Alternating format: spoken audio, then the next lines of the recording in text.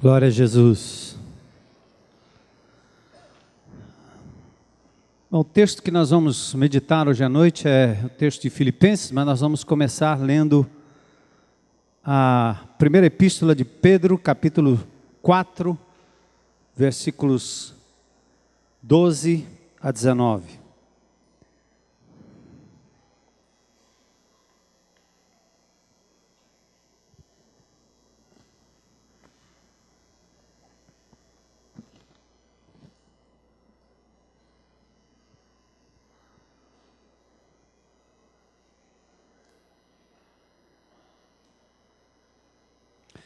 É difícil pensar que um homem tão fiel a Deus experimente tamanho desastre na sua vida. E isso não cabe na lógica, na teologia, no ensino e na prática, talvez da maioria da cristandade pós-moderna. Deus é sempre o alívio, ou mais do que o alívio, aquele que tem a obrigação de impedir que nós passemos por sofrimento. Por isso a gente corre atrás de Deus nas igrejas, nos cultos, nos livros, na tela da TV, nos computadores, atrás de um Deus capaz de impedir que a gente sofra. Este homem, ao contrário, pelo seu testemunho, dá demonstração de que compreende claramente que nós vivemos num mundo mau, que Deus é soberano, que o desastre e o sofrimento é parte da coparticipação e da comunhão dos sofrimentos de Jesus. O naufrágio, a doença, o incêndio, o roubo, a perda, enfim, são processos humanos de um mundo mau, de um mundo permeado pelo erro e pelo pecado, e que nós todos estamos sujeitos. O sol, o ar, a lua, tudo isso funciona em função do bom e do mal. E nós também estamos sujeitos a receber tanto o bem quanto o mal. Mas não é fácil lidar com isso, como crentes em Cristo Jesus. Parte do nosso amadurecimento como crentes, e eu diria até parte da seleção que Deus faz de quando em quando, entre a multidão que segue Jesus e aqueles que de fato têm compromisso como discípulos de Jesus. Parte do aperfeiçoamento é o sofrimento que nos abate de quando em quando e nos faz sermos forjados como o ouro, o metal precioso forjado pelo fogo, que quanto mais forte, mais depurado, melhor é, melhor se fica. Pedro escreve a sua epístola a uma igreja que sofria a perseguição de forma violenta. E ele diz assim: amados, não estranheis o fogo ardente que surge no meio de vós, destinado a provar-vos, como se alguma coisa extraordinária estivesse acontecendo. Ele está dizendo, não estranhe. Não estranhe que as coisas não estão dando certo. Não estranhe o fato de que o sofrimento está batendo a sua porta, está tocando o teu corpo, está mexendo com a tua família, está acontecendo com os teus bens. Não tem mágica. E se você encarar isso como coisa extraordinária, talvez você não está em sintonia com o calendário divino e a forma que Deus vê o próprio andamento da história humana. Ele diz assim, parece coisa de louco.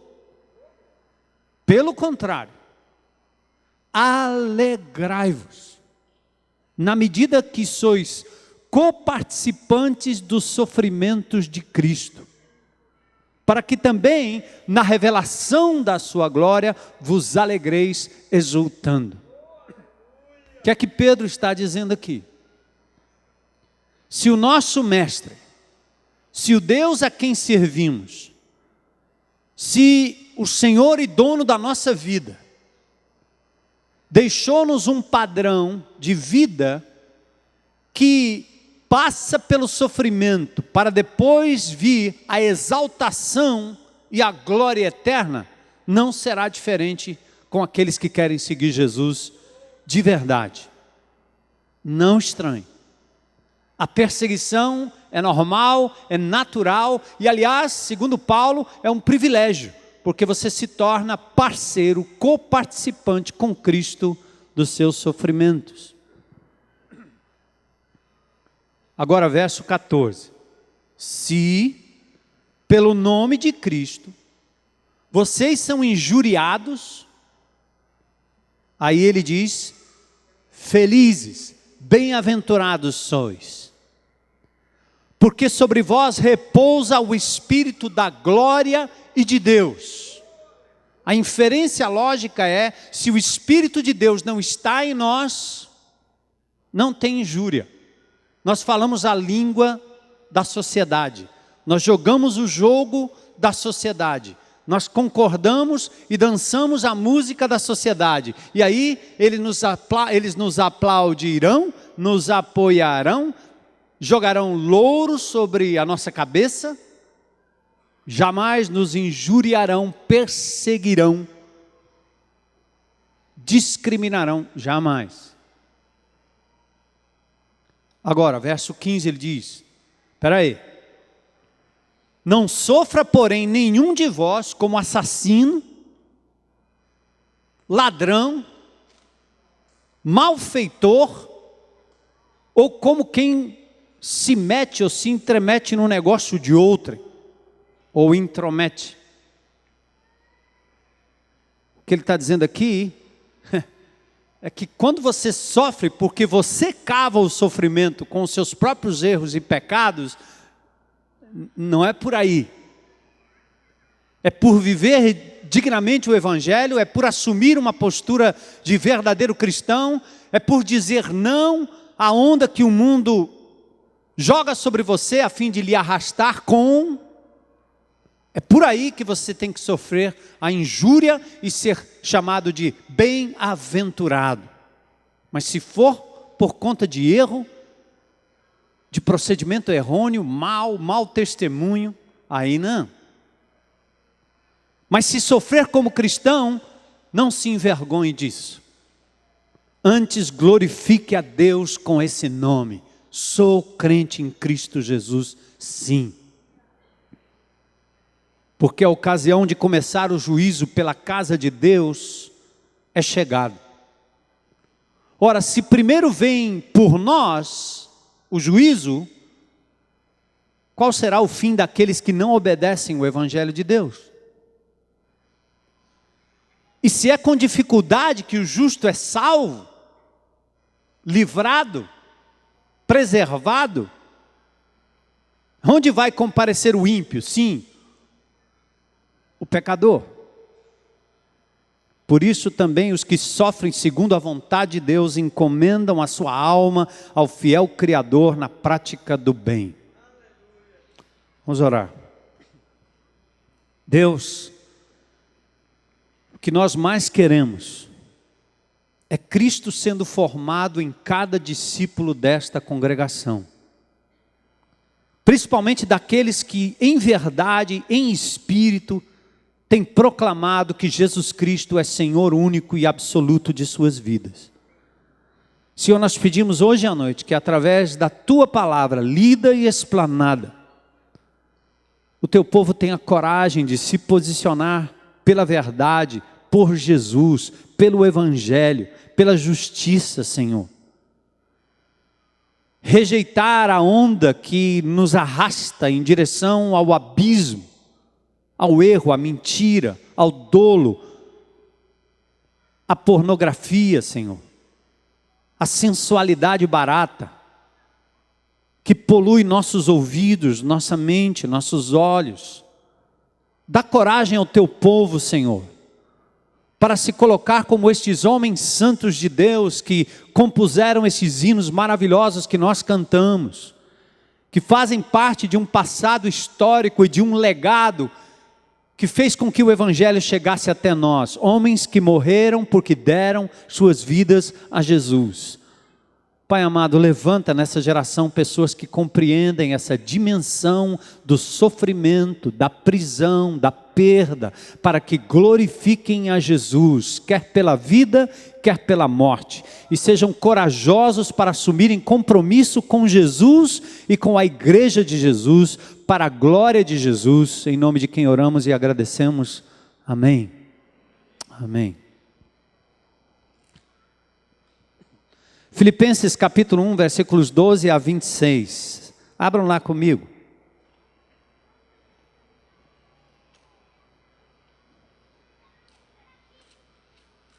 Paulo, escrevendo aos Gálatas, Efésios e aos Filipenses. É a epístola que mais fala de alegria e é justamente a epístola em que Paulo escreve de uma prisão.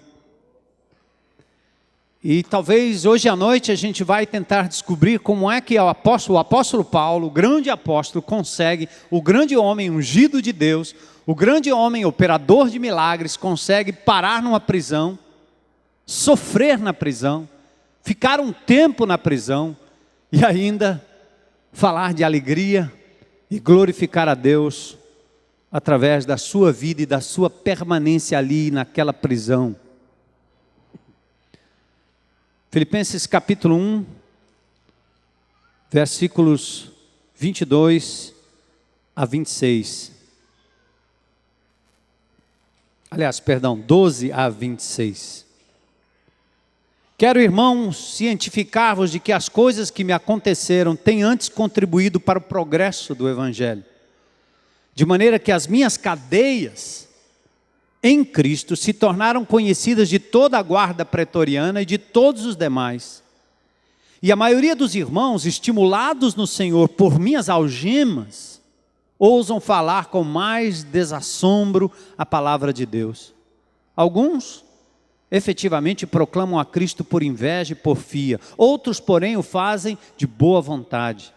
Estes por amor, sabendo que eu estou incumbido da defesa do Evangelho. Aqueles, contudo, pregam aqui Cristo por discórdia, de forma insincera, julgando suscitar tribulação às minhas cadeias. Todavia, que importa? Uma vez que Cristo de qualquer modo está sendo pregado, quer por pretexto, quer por verdade, também com isso me regozijo, me alegro, sim, sempre me alegrarei. Porque eu estou certo de que isto mesmo, pela vossa súplica e pela provisão do Espírito de Jesus Cristo, me redundará em libertação, segundo a minha ardente expectativa e esperança de que em nada serei envergonhado, antes, com toda a ousadia, como sempre, também agora, presta atenção nessa frase, será Cristo engrandecido no meu corpo, quer pela vida, quer o quê? Quer pela morte. Porquanto para mim, o que, gente? O viver é Cristo e o morrer é lucro. Entretanto, se o viver na carne traz fruto para o meu trabalho, já não sei o que hei de escolher. Ora, de um lado estou constrangido, tendo o desejo de partir e estar com Cristo, que é incomparavelmente melhor. Mas por vossa causa é mais necessário permanecer na carne.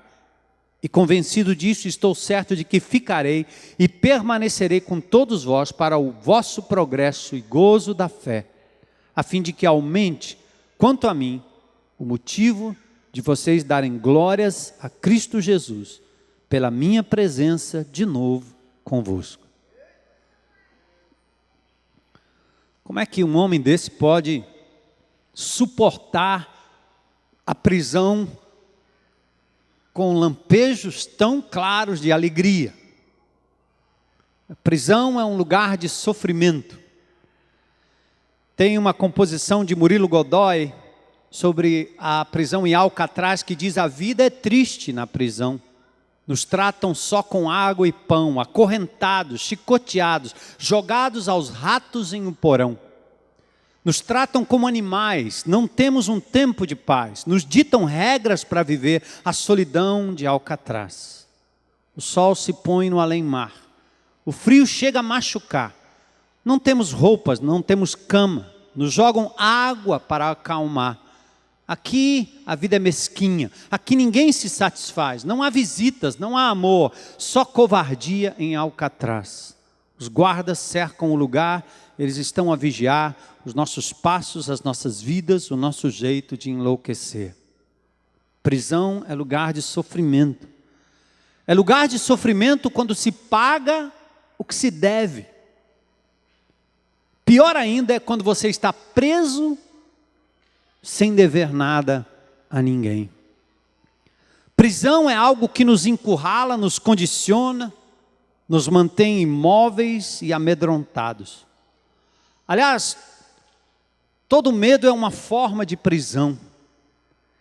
É o medo que nos é imposto pela própria sociedade moderna. São também as manifestações das grades emocionais, que nos fazem reféns de sentimentos que nós mesmos não entendemos, maus pensamentos que rolam na cabeça, vícios, loucuras que povoam a mente de muitos. Paulo está preso, não pelo mal que tenha feito, mas por pregar a libertação em Cristo Jesus e mostrar às pessoas o caminho da vida em Cristo Jesus.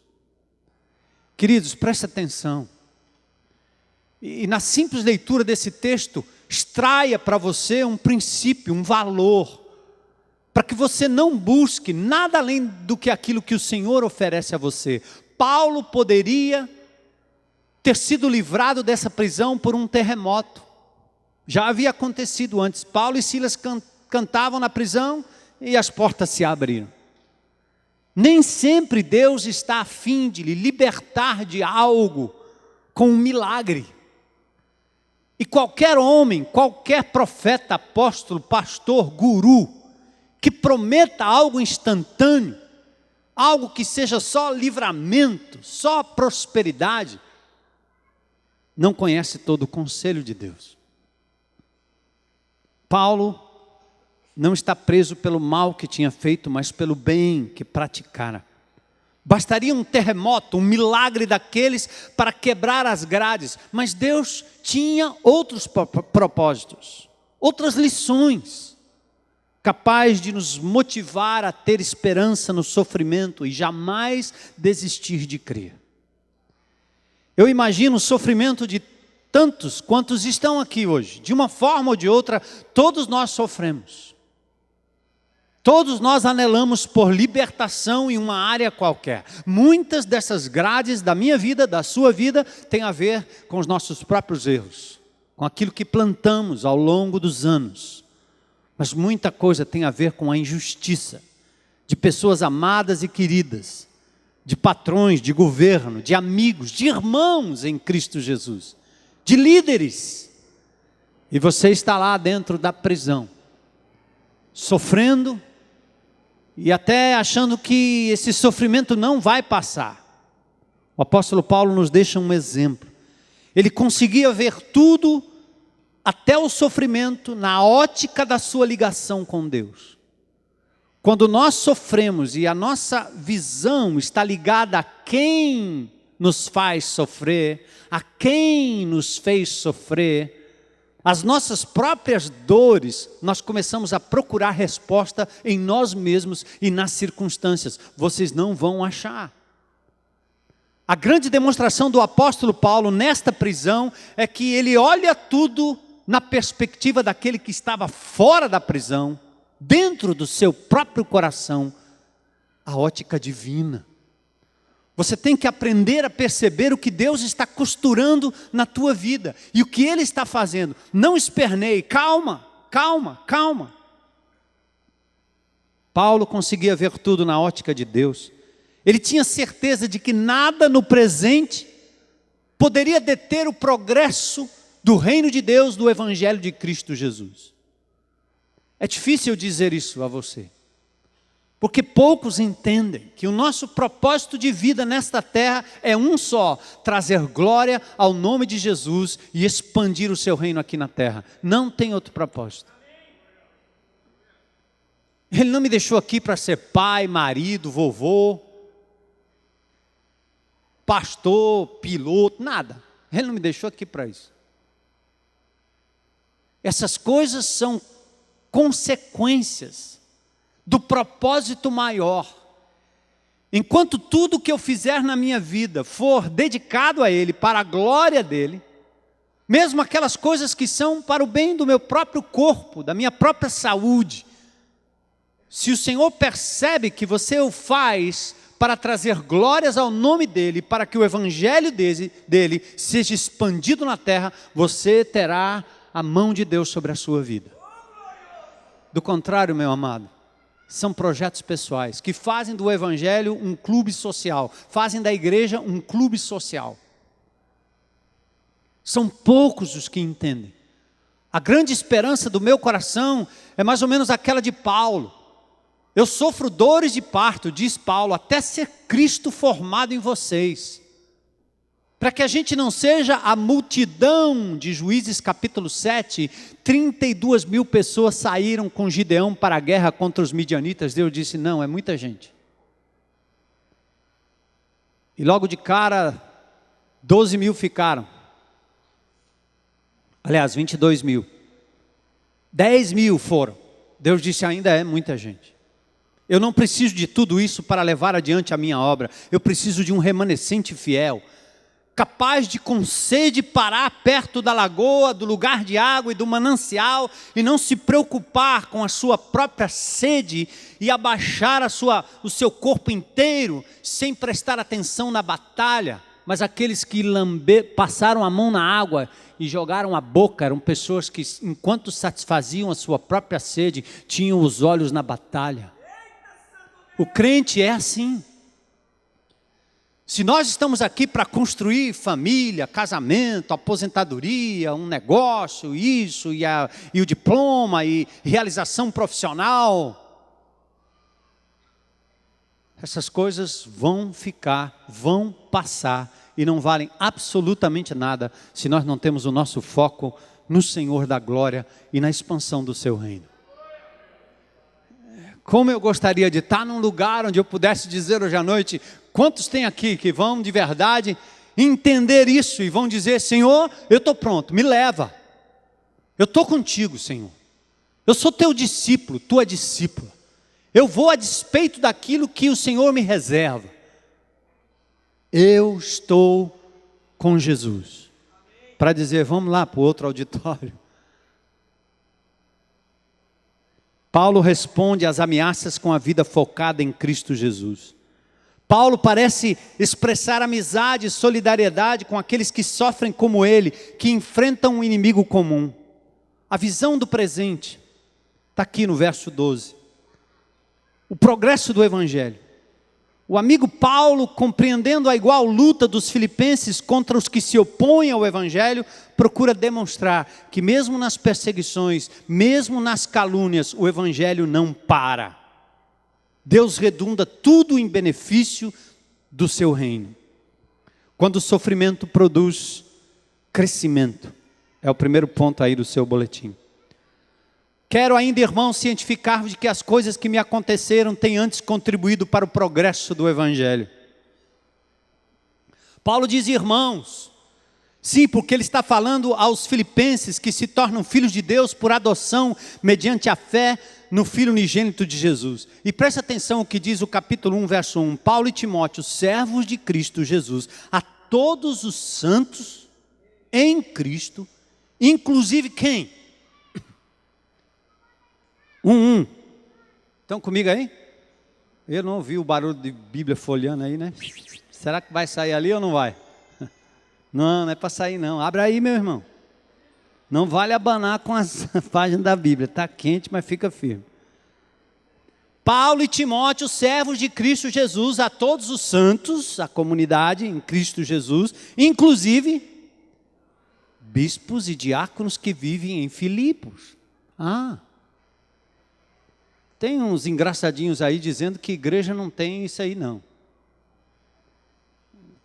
É só ler aqui. São os episcopos, responsáveis pela supervisão do rebanho, e os diáconos, responsáveis pelo serviço, como aconteceu lá em Atos capítulo 6. Graça e paz a vós outros.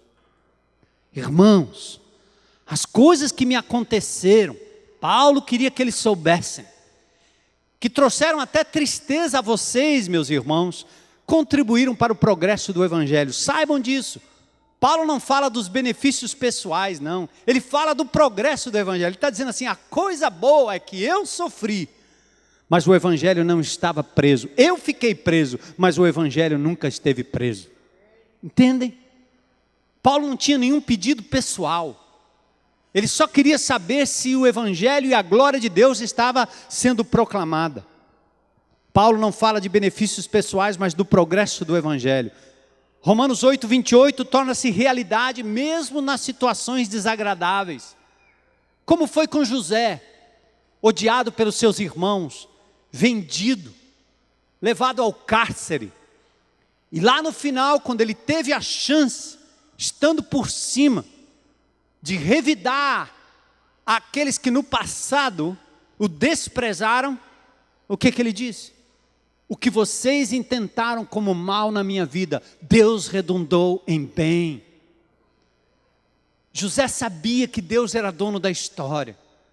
Em nome de Jesus, o teu sofrimento não é maior do que o Deus que você crê.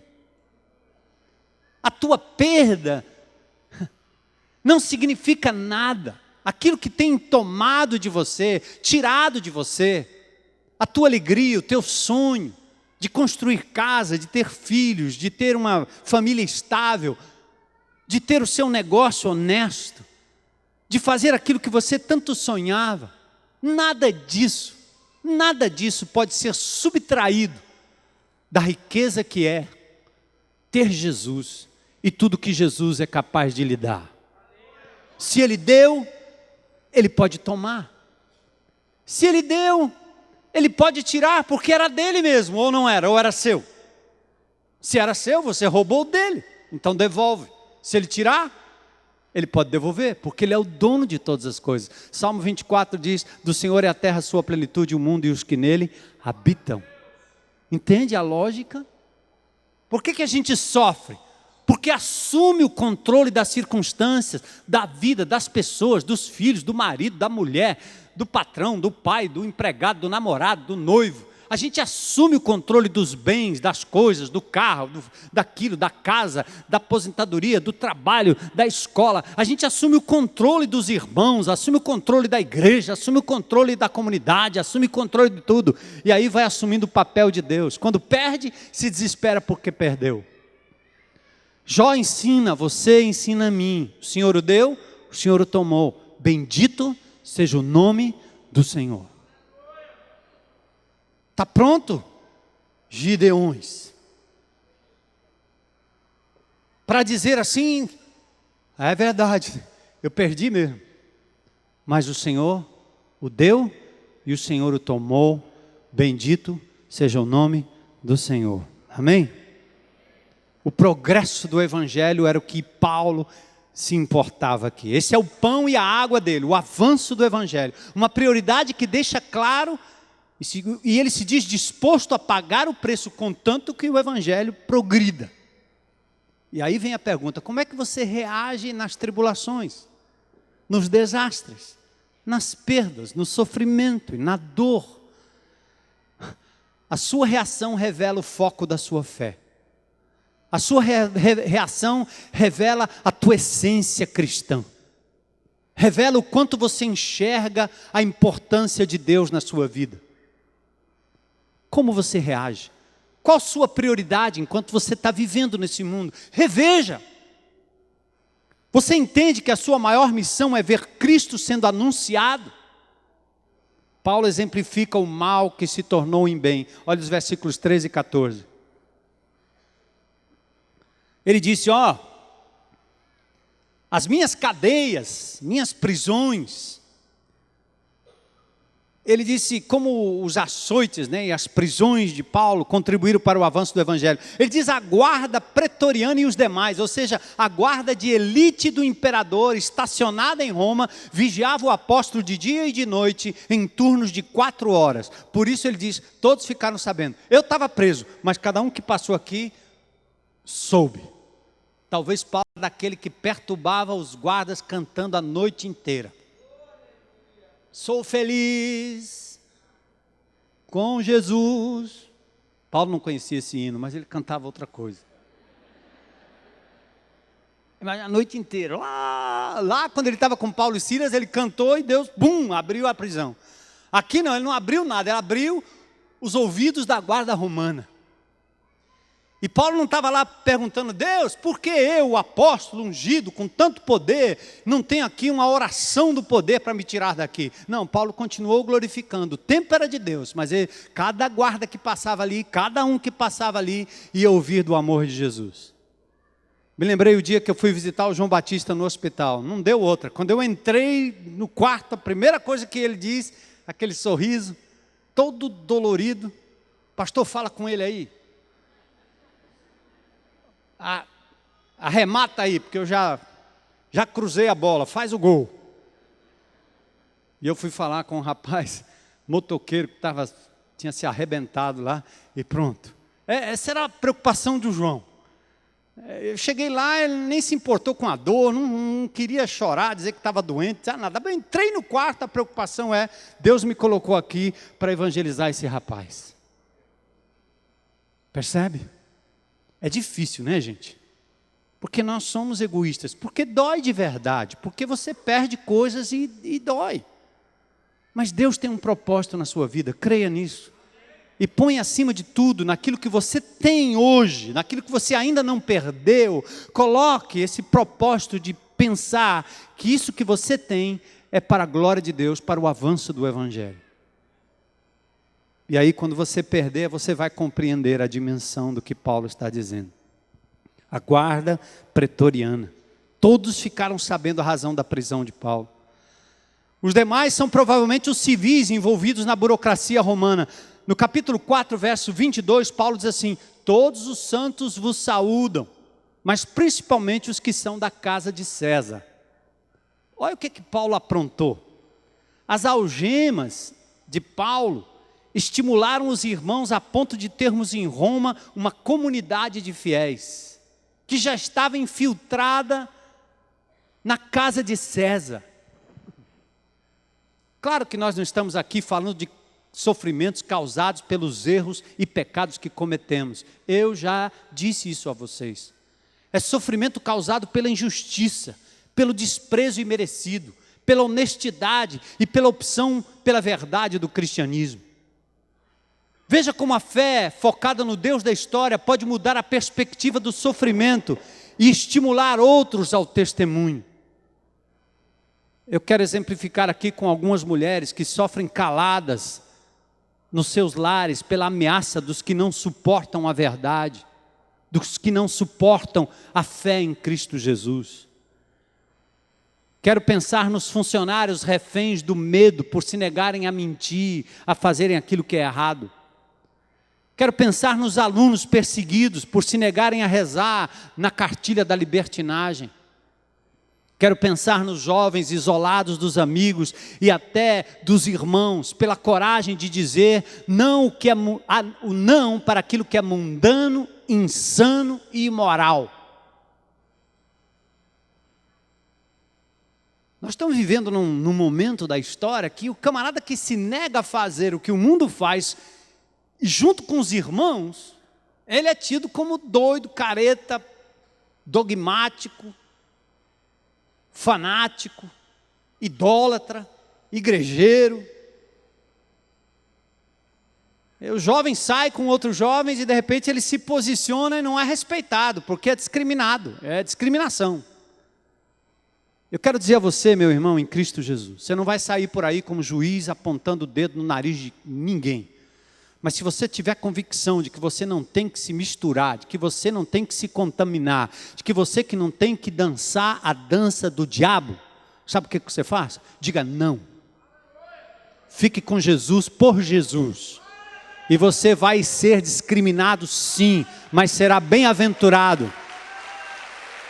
E deixa os caras dançarem a dança do diabo, deixa lá. É bom? É normal? Deixa aí. É normal?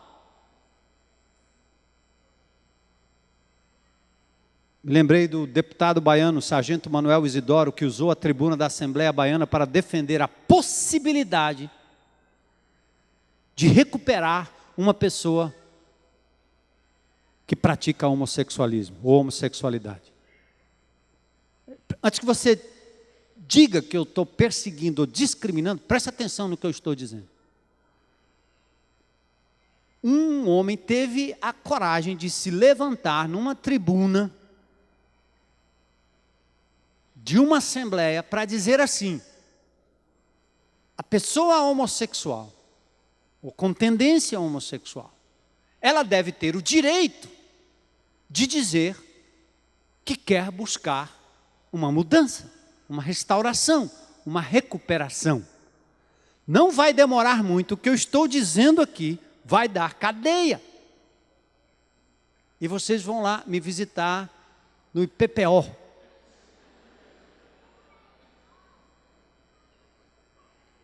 Porque é descaradamente chamado de discriminação, incitação ao preconceito. As leis já estão aí, processos já estão rolando contra irmãos amados que se levantam para dizer só isso. Porque essa ditadura vermelha, estrelada, não permite que ninguém tenha opinião de absolutamente nada. Nós vamos continuar dizendo, chamando de pecado o que é pecado, e dizendo que o natural é o que Deus criou, como Deus criou. Vamos continuar amando, vamos continuar discutindo as questões, vamos continuar nos abrindo para sermos nós mesmos questionados quanto às nossas práticas, nossa vida, nossa caminhada, com toda a abertura possível. Vamos continuar nos submetendo a César como instituição e como indivíduos, não devendo nada a ninguém, não tendo absolutamente nada que se possa acusar como igreja, como indivíduos, como irmãos. Não vamos sofrer como ladrões, como insubmissos, como aqueles que se aproveitam da boa fé do povo. Nós não vamos fazer isso. Nós vamos continuar assim, dando um bom testemunho de Cristo, mas ninguém vai calar a nossa boca para dizer aquilo que a Bíblia diz é errado. Paulo disse: oi, me botaram na prisão. Muitos outros exemplos de superação nos motivam a lutar a despeito das nossas limitações. Deus é soberano, Ele está no controle. E Paulo diz assim: olha, o sofrimento que eu estou passando aqui revela inclusive a motivação dos que estão perto e dos que estão lá fora. Ele diz assim: alguns, verso 15, efetivamente proclamam a Cristo por inveja e porfia, outros porém o fazem de boa vontade, estes por amor, sabendo que estou incumbido da defesa do Evangelho. Aqueles contudo pregam a Cristo por discórdia, insinceramente, julgando suscitar tribulação às minhas cadeias. Paulo descreve um grupo aqui que prega o Evangelho por inveja e por porfia. O que é isso? São termos que descrevem os falsos mestres, aqueles que têm um gosto especial por polêmica. Já que Paulo estava preso pelo Evangelho, eles saíram pregando o Evangelho, que é para irritar ainda mais o povo e ser ainda mais contrário ao que Paulo estava pregando. A inveja fez com que os oponentes de Paulo tirassem proveito da prisão de Paulo, como se fosse um castigo de Deus sobre ele. Está vendo por que ele está preso? É porque ele anda pregando essas coisas. De modo que agora eles iriam pregar o Evangelho de forma correta, ortodoxa e sem mistura. Este é o mórbido sentimento, presta atenção, de quem gosta de pisar em quem está numa situação constrangedora. Os de boa vontade aproveitam o momento para pregar por amor, reconhecendo que a prisão veio pela defesa do Evangelho. São estes os elogiados lá em Romanos capítulo 16. Tem uns que julgam suscitar em Paulo mais tribulação. Seriam os judaizantes que pregam a Cristo acrescentando a guarda da lei, num oportunismo que confundiria a cabeça de todos os crentes e traria maior censura à pregação de Paulo. Esses aí são aqueles do tipo pregador em rebanho alheio. Já viram aqueles irmãos que se encostam em você ou em crentes de outras comunidades e dizem assim: rapaz, tua igreja não está com nada. Isso aí não é igreja não. Um dia teve um irmão que andou passando um recado aí que a nossa igreja, Jesus ia vomitar, que era morna.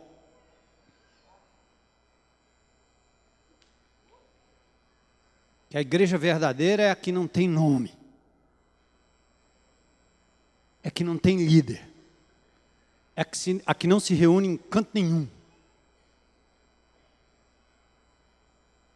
Os próprios líderes da igreja desse indivíduo nem acreditam nisso que está sendo dito e falado. Sabe, os caras que têm tanto pecador para ser convertido simplesmente ao Evangelho de Cristo, o cara não se contenta, encosta nas ovelhas da Betesda, da IPNJ, da Videira, da Canaã, e vai lá buzinar no ouvido da igreja do outro lado, o irmãozinho, e dizer: meu irmão, não é nada disso, vem para cá, para a minha casa, vem aqui para o meu convívio, vem aqui. Já não chega o sofrimento de sermos perseguidos pelo amor de Jesus, ainda vamos fazer esse tipo de proselitismo? É isso que Paulo estava dizendo. Tem uns pregando de boa vontade, outros pregando para criar porfia, contenda. Membro da IBC, em nome de Jesus, não pregue o Evangelho para quem já tem o Evangelho. Ore, bata palmas, aplauda, abençoa esses amados irmãos das várias denominações, com seus jeitos de ser, com a sua forma de ser. Muitas dessas denominações que pregam prosperidade e milagre fácil, têm na sua liderança os doentes, mas o povo não. O povo é simples, o povo é de boa vontade, o povo vai lá porque acredita. E eu diria, como Paulo vai dizer aqui nos versos seguintes, que importa, Cristo está sendo pregado. Agora eu tomo a liberdade como pastor de ovelha para chegar diante do rebanho em qualquer instância desta igreja, quando nós nos reunimos, para dizer: não vão atrás desses. Mas Cristo está sendo pregado de qualquer jeito, foi o que Paulo disse. Ele diz isso no verso 18, todavia que importa?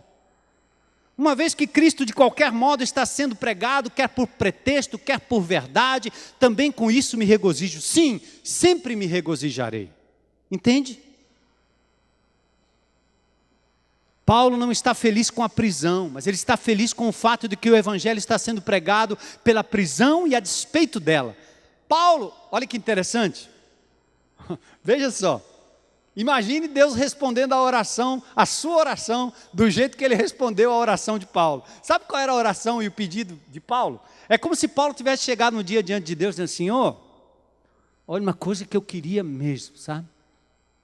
Diga, meu filho, o que é que você queria? Eu queria tanto pregar em Roma. Eu queria tanto pregar em Roma, Senhor. Pronto, Deus mandou Paulo para Roma. Preso. Dá para entender os planos de Deus?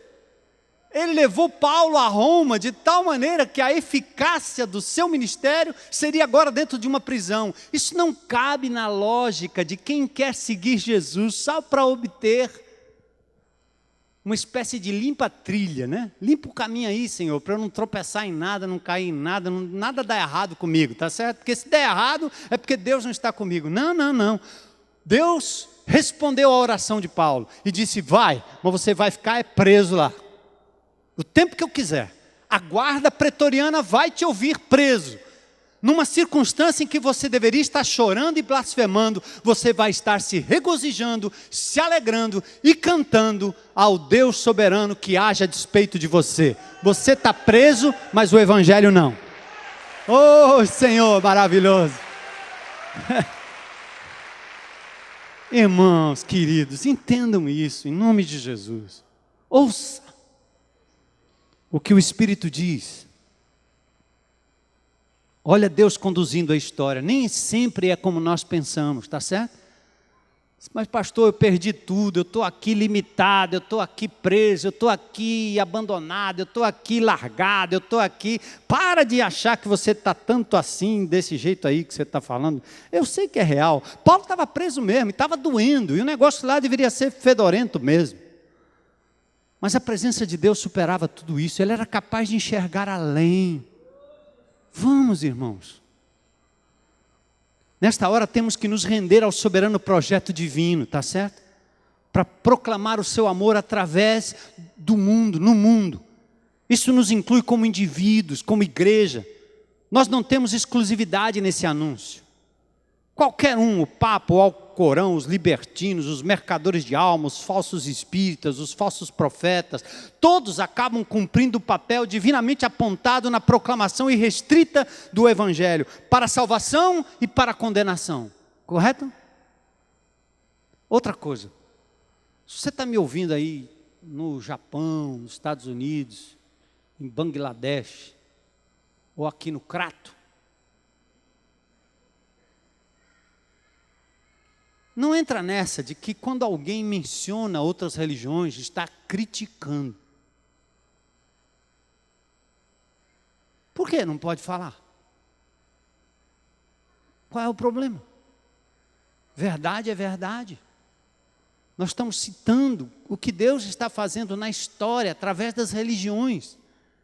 Estamos também denunciando, quando é preciso, e abrindo os olhos daquilo que toda a imprensa sabe, de que todo mundo sabe.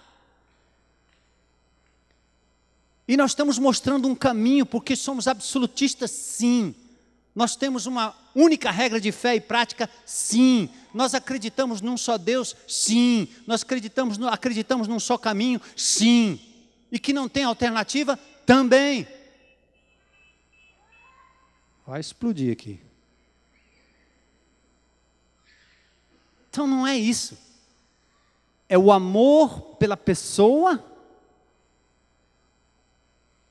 e é um discernimento sobre a crença, diferenciado da pessoa. É o amor pelo indivíduo e pelos indivíduos de boa fé, mas é a crítica clara, é a objeção aberta ao que se faz como religião. Que o homem pós-moderno tem nojo, como está acontecendo agora com a Santa Igreja Católica Apostólica Romana. Não é para falar nada? Bilhões, milhares de sacerdotes pedófilos.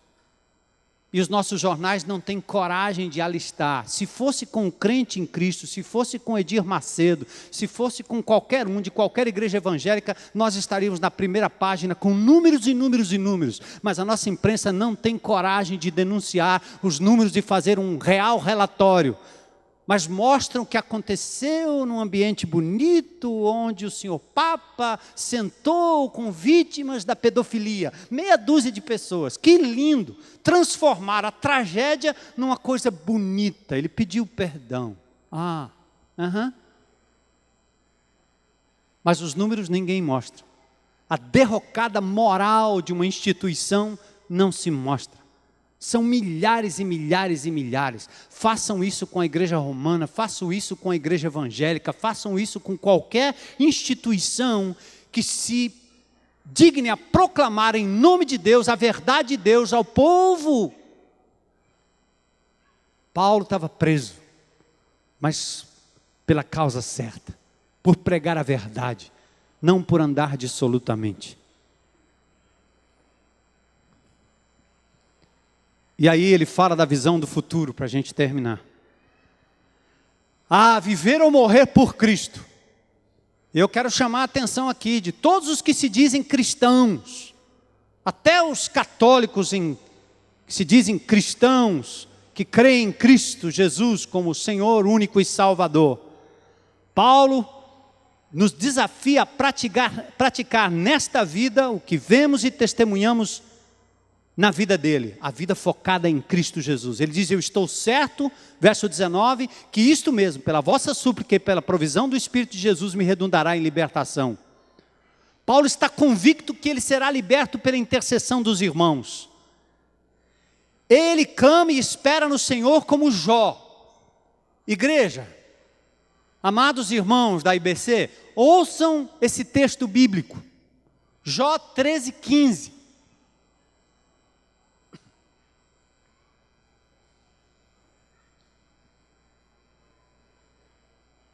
Está vendo aí?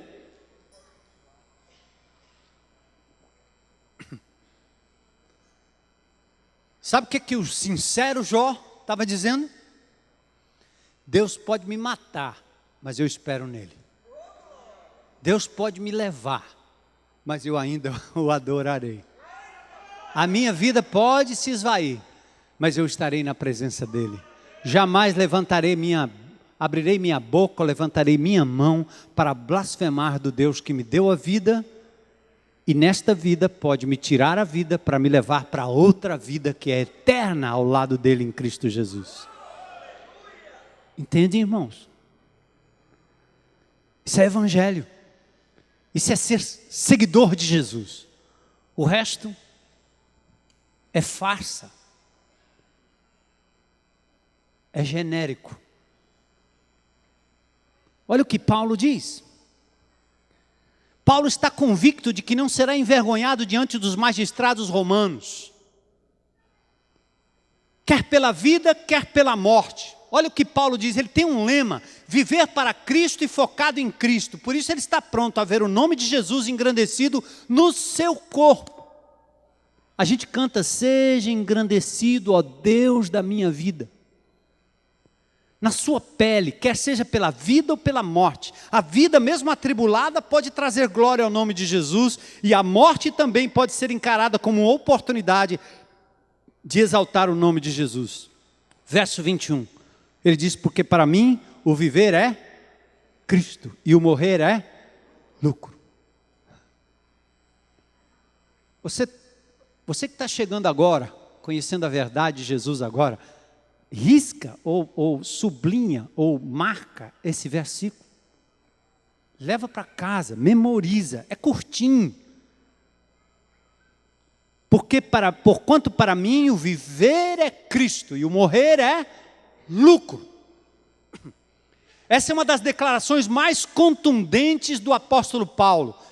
É uma declaração que contempla o presente e o futuro e revela o coração da fé paulina. Viver e morrer para a glória de Cristo. Viver e morrer na perspectiva do Evangelho de Cristo. A morte e ao que ela antecede se torna lucro, tendo em vista as promessas da ressurreição e a vitória sobre a morte, o pecado e o diabo. Paulo tem motivos para suportar a prisão, o sofrimento, como você vai encontrar motivos na palavra de Deus e no exemplo de Paulo e na vida de Cristo para suportar o seu sofrimento, o seu aprisionamento, a sua situação de algema, seja ela emocional, seja ela física, seja ela material, seja ela espiritual. Choro, êxtase, prazer, esperança, alegria, confiança, conforto, consolo, coragem, expectativa. Tomam conta do coração quando nós compreendemos um pouco dessa declaração de fé que sustenta a nossa vida. Para mim o viver é Cristo e o morrer é lucro. Para mim o viver é Cristo e o morrer é lucro. Os discípulos de Jesus podem dizer isso pelo Espírito de Deus e terão forças para viver isso de verdade nesta geração. E aí nos versos 22 a 23 ele tem a expectativa do melhor. Aí ele diz: bom, mas se viver na carne traz fruto para o meu trabalho, eu já nem sei o que escolher. Paulo desdobra a primeira parte do verso anterior. Ele diz, agora eu vou explicar, o viver é Cristo.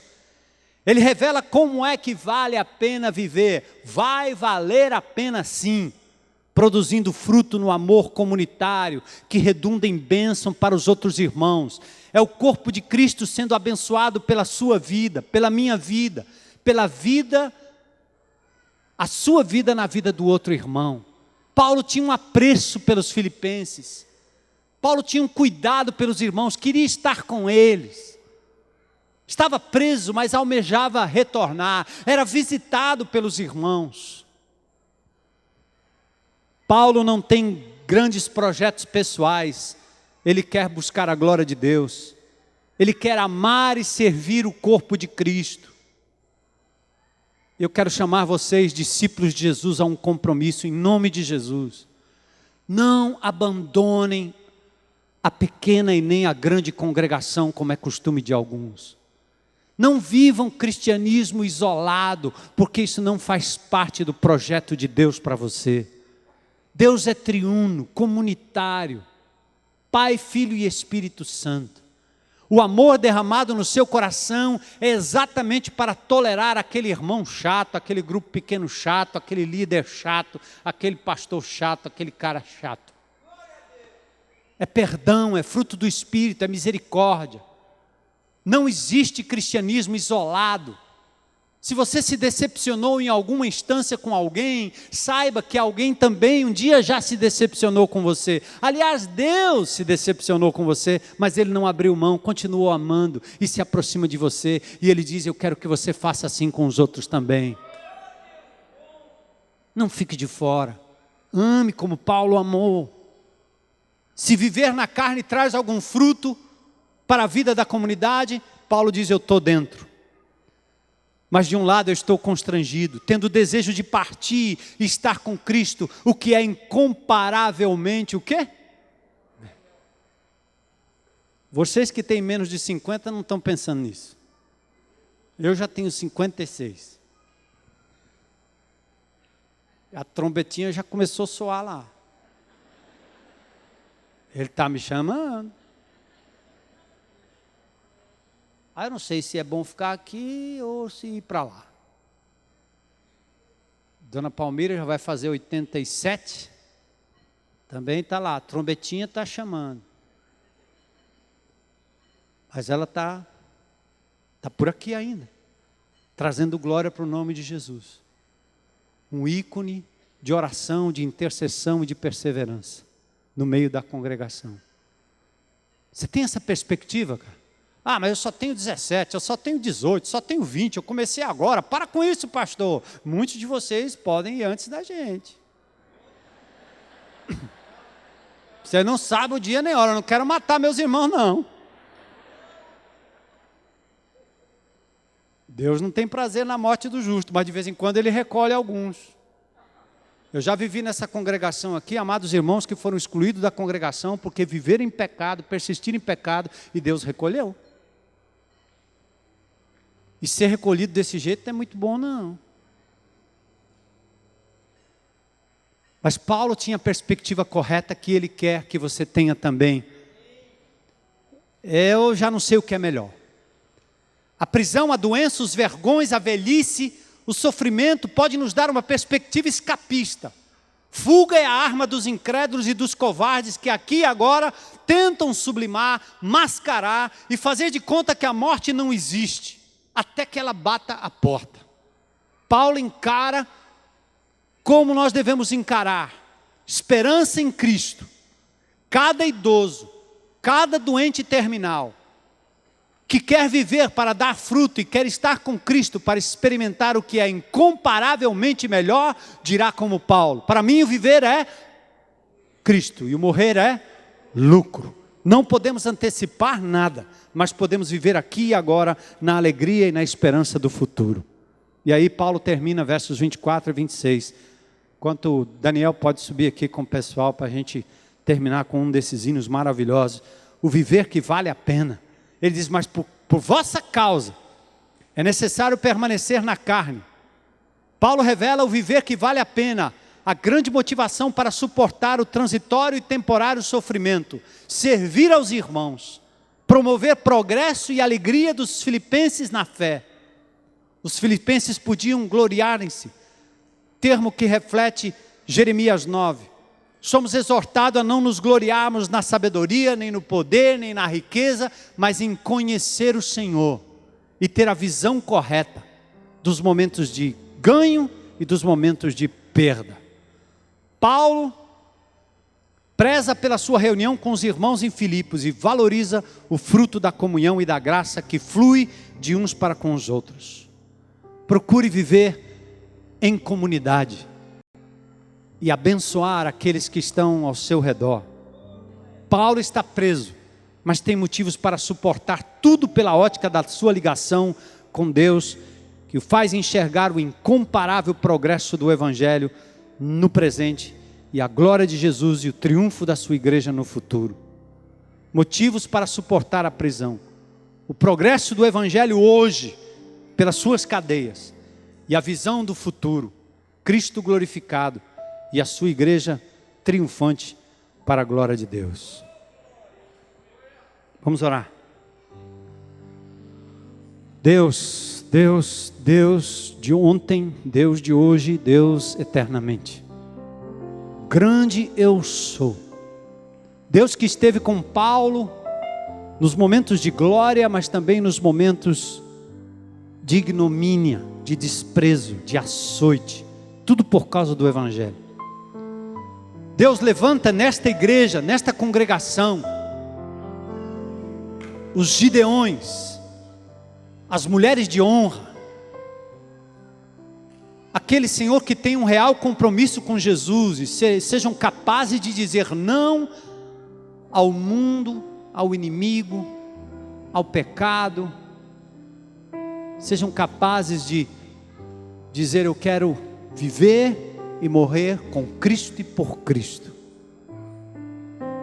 Senhor, eu quero orar também por aqueles que passam pelo sofrimento, pela perda, pela luta, são desprezados, com medo, Senhor, por conta de estarem posicionados pela verdade. Em nome de Jesus, visita cada um agora, Senhor, e enche o coração de esperança, de alegria, de gozo. Como disse Paulo aos Filipenses: alegrai-vos sempre. Outra vez digo: alegrai-vos, alegrai-vos no Senhor. O Senhor e a sua alegria é nossa força. Reverte quando o Senhor quiser reverter esse quadro, Senhor. Traz glória para o teu nome, trazendo cura quando o Senhor quiser curar, devolvendo aquilo que foi tirado quando o Senhor quiser devolver. Mas a glória sempre será tua, Senhor. E o reconhecimento de que o Senhor é o bem maior que nós podemos possuir. Traz consolo à tua igreja, coragem, Senhor, para suportar o momento mau. Dá aos jovens e aos adolescentes dessa comunidade coragem para se posicionarem nas convicções, Senhor, para dizer não, não, não à droga, à sensualidade, Senhor. Aquilo que não traz glória para o teu nome. Que os seus corpos, que a sua juventude, a sua saúde, a sua força, Senhor, tudo sejam dedicados ao Senhor de verdade. Aos adultos, aos idosos, aos casais, às mulheres ímpares, aos filhos órfãos. Senhor, em nome de Jesus, liberta-nos, Senhor, de qualquer cadeia que nos impeça de ver a tua glória, o teu poder, o teu nome, Jesus. Para nós, o viver é Cristo, e o morrer, Senhor, será sempre lucro. Glórias ao teu nome, Jesus. Louvado e exaltado seja o teu nome. E hoje à noite eu quero convidar a qualquer pessoa aqui que talvez esteja vivendo a prisão da sua crença ou descrença, e hoje à noite gostaria de ter a liberdade dos filhos de Deus. Jesus diz: conhecereis a verdade, e a verdade vos libertará. A palavra de Deus é verdade, Cristo é a verdade.